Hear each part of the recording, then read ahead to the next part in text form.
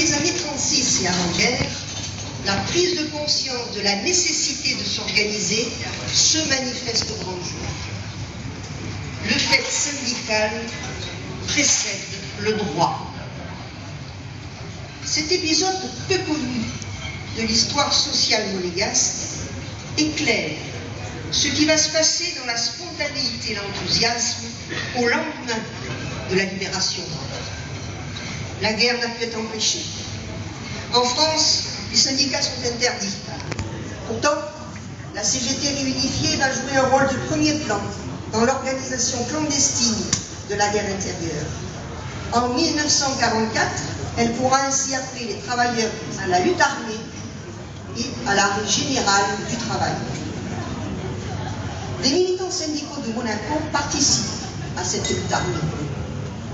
En mars 1944, le Conseil national de la résistance, présidé par Jean Moulin, adopte, dans le feu de l'action, un programme progressiste qui reprend l'essentiel des idées émises dans un document de la CGT.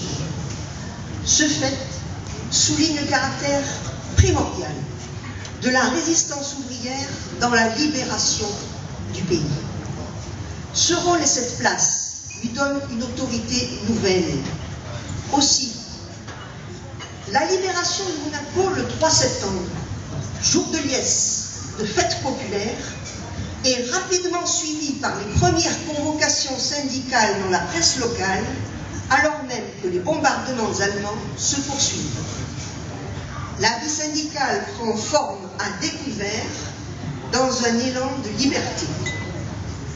Le 6 octobre 1944, dans l'urgence, est promulguée l'ordonnance loi autorisant la création des syndicats et instaurant la Confédération générale des travailleurs de Monaco.